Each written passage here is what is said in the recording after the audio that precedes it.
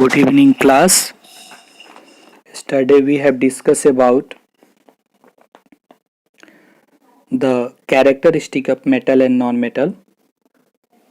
So today we are going to learn about physical properties of metal and non-metal. Metals and non-metals show different physical properties. Some of them are given below. The first one is malleability. What is malleable? Malleable means it is a property that allow the metal to be hammered into a thin sheet. Means malleability मतलब होता है कि अगर हम किसी metal को हथौड़े से हैमरिंग करते रहें तो वो शीट में कन्वर्ट हो जाए, that is known as malleability. तो metals are malleable, non metals are not malleable. They are brittle. Non-metals are brittle while metals are malleable. Second point is metals are ductile in nature. Ductile means it is a property that metal can drawn into a wire. The metal can be drawn into a wire like aluminum wire, copper wire. So metals are ductile in nature. But non-metals are not ductile in nature. Third, conductivity. Metals are good conductor of heat and electricity, while non-metals are bad conductor of heat and electricity.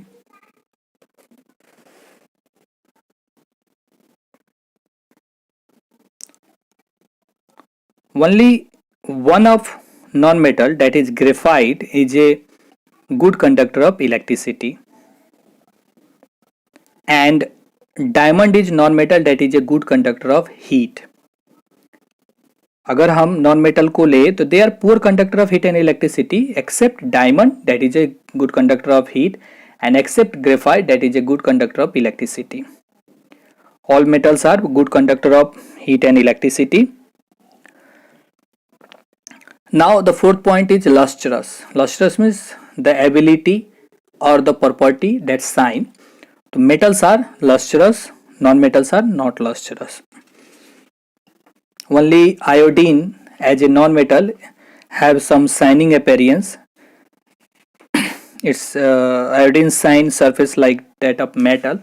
So iodine is a non-metal that is non-shining. Shining. Next one is the strength. Metals are usually strong. That means they have high tensile strength. Tensile means they have a property that can hold a large amount of weight. उसकी holding capacity ज़्यादा होती है. तो metals are usually strong, that's why आप देखे होंगे पूल जितने भी बनते हैं सारे made of metal. Non metals are not strong, they have low tensile strength. And पहले ही हम लोग पढ़ चुके हैं मेटल्स आर ब्रिटल. तो अगर मेटल के जगह पे नॉन मेटल अगर यूज करते हैं तो वो टूट जाएगी. सोनोरस नेक्स्ट पॉइंट है. Sonorous means that ability to produce sound. Metals are able to produce sound. आप किसी भी मेटल को हीट करो, it produce some sound. But here you can see in the NCERT book, I am not following, I am just taking the point from the NCERT and just I am elaborating in the another way. So non-metals are not sonorous. If you beat non-metal with a stone or with a hammer, it's broken down. So non-metal sonorous नहीं होता, it's not produce sound. Hardness की अगर बात करें तो metals are generally hard.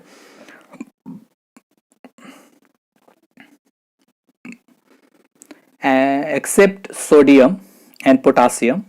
Sodium and potassium are metal but they are soft. Even इतने soft होते हैं कि they can cut with the knife.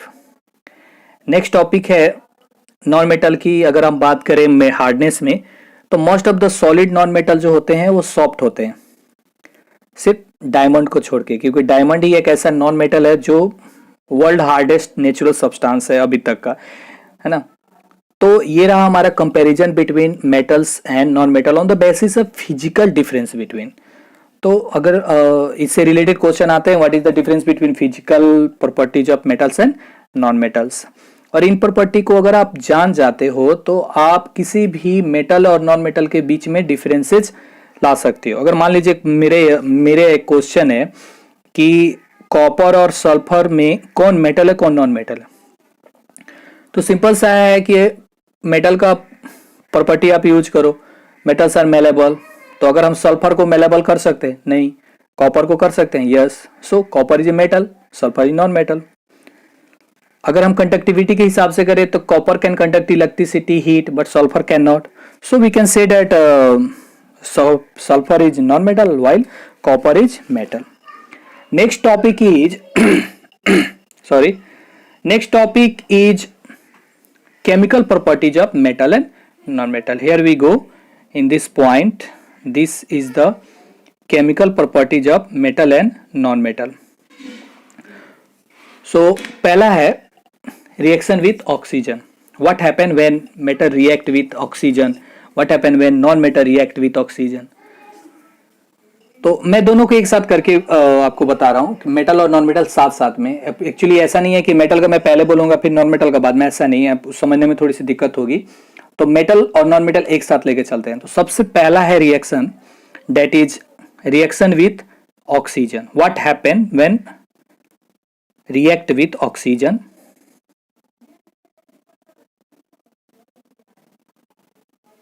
ये यहां पे आप देख सकते हैं एक्टिविटी 4.3 के ऊपर। तो मेटल जब ऑक्सीजन से रिएक्ट करता है तो वो मेटल ऑक्साइड बनाता है। Metal react with oxygen form metal oxide. जैसे अगर हम मेटल की जगह पे मैग्नीशियम लेते हैं, magnesium and oxygen, magnesium react with oxygen, it forms MgO, that is magnesium oxide. Magnesium as a metal react with oxygen forms MgO, that is magnesium oxide। और magnesium oxide basic in nature होता है। Basic in nature का मतलब होता है कि अगर हम उसको लिटमस पेपर, अब आपको पता होगा 7 में पढ़ा होगा आपने कि रेड लिटमस पेपर अगर ब्लू हो जाता है तो वो दिखाता है कि वो एक बेसिक इन नेचर क्वालिटी रखने वाला सब्सटेंस है। तो मैग्नीशियम और ऑक्सीजन जब रिएक्ट करेगा तो मैग्नीशियम ऑक्साइड बनाएगा और वो मैग्नीशियम ऑक्साइड क्या होगा? बेसिक इन नेचर होगा। अब अगर हम इसके जगह नॉन मेटल की बात करें, क्या नॉन मेटल ऑक्सीजन से रिएक्ट करेगा? तो नॉन मेटल भी ऑक्सीजन से रिएक्ट करेगा तो वो नॉन मेटल ऑक्साइड बनाएगा। और नॉर्मल सी बात है कि non metal oxide acidic in nature होता है। एसिडिक इन नेचर मींस ये ब्लू लिटमस पेपर को रेड कर देगा। ठीक है, यहां आप देख सकते हैं बुक में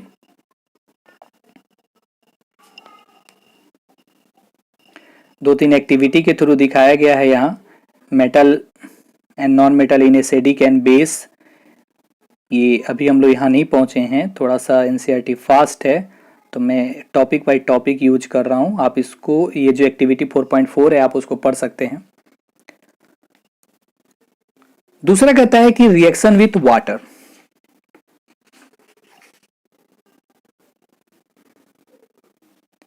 एक रिएक्शन यहां पे दिखाया गया है कि when sulphur is burn in air it forms sulphur dioxide. And you know that sulfur is a non-metal and born in air. Air means in the presence of oxygen. तो जब सल्फर ऑक्सीजन के presence में burn होता है तो ये sulphur dioxide बनाता है। Simple, non metal plus oxygen forms non metal oxide.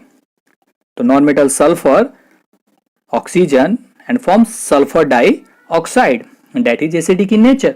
ये 4.4 में आपका एक्टिविटी दिया हुआ है, आप इसको रीड कर सकते हैं with the helping of your book. Next topic is reaction with water. Water. Metal react with water form metal hydroxide and hydrogen gas. Again, metal, when metal react with water, then metal hydroxide formed and also hydrogen gas release. So metal plus water reaction metal hydroxide plus hydrogen. So just take an example. Sodium is a metal and we take water, it's from sodium hydroxide and hydrogen. तो अगर हम इसको एक word में लिखे तो Na that is the sodium, H2O as a water reaction sign, NaOH that is the sodium hydroxide and hydrogen H2 is formed reaction with water. आप यहाँ पे देख सकते हैं एक्चुअली इट्स गिवन यहाँ एनसीईआरटी में जस्ट सोडियम मेटल का reactive nature के बारे में बताया गया। और यहाँ पे एक और चीज समझ सकते हैं कि हाइड्रोजन गैस जब रिलीज होता है, सोडियम मेटल एक हाईली रिएक्टिव मेटल है, जब हम उसको वाटर के साथ रिएक्शन कराते हैं तो हाइड्रोजन गैस रिलीज होता है और आग पकड़ लेता है। एयर में एक्सपोज करते ही उसमें आग पकड़ लेता है, lot amount of heat generate होता है और उस हीट के कारण वो एक्सप्लोजिव साउंड प्रोड्यूस करता है। पॉप पॉप नहीं, बूम की साउंड करता है, बूम। तो इसलिए हम सोडियम को केरोसिन में डुबो के रखते हैं। पोटेशियम मेटल भी हाईली रिएक्टिव होता है, इसलिए पोटेशियम को भी हम केरोसिन के अंदर डुबो के रखते हैं। तो इससे एक क्वेश्चन अराइज होता है, why sodium and potassium are kept under kerosene? Simple answer हो जाएगा, because sodium and potassium metals are highly reactive to the air and water, so they are kept under the kerosene. Non-metal do not react with water.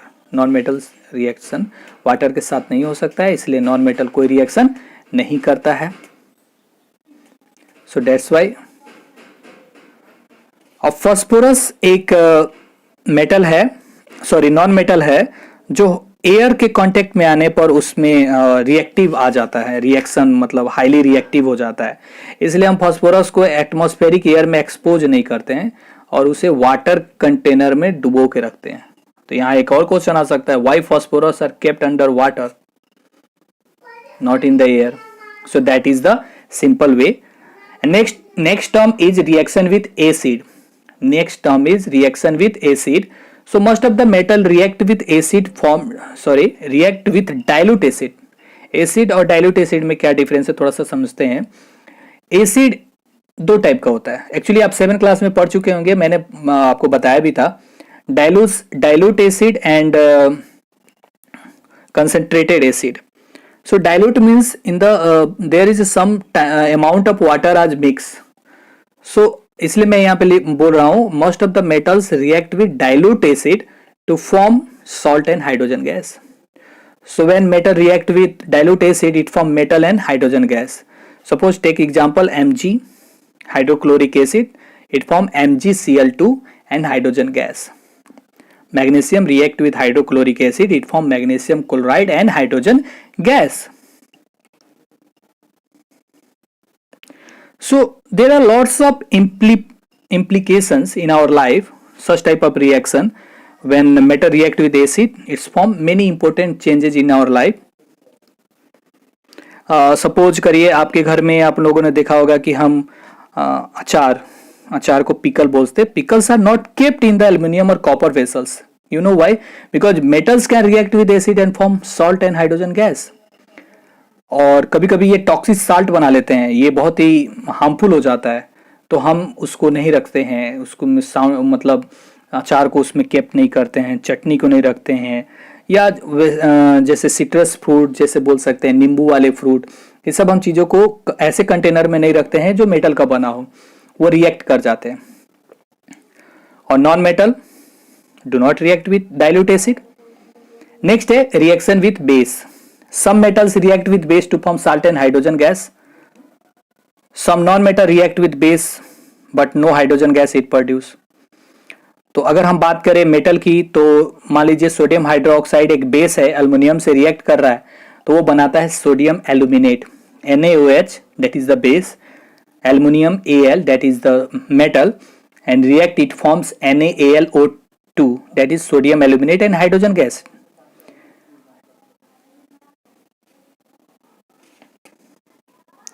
अब आते हैं कि base के reaction के कारण कुछ रिएक्टिविटी सीरीज बना है। अब इसको मैं कल नेक्स्ट क्लास में ओके करूंगा, तब तक आप इसको आप देखिए, आप बुक पहले सामने रखो और इस वीडियो को देखो, आपको समझ में आएगा।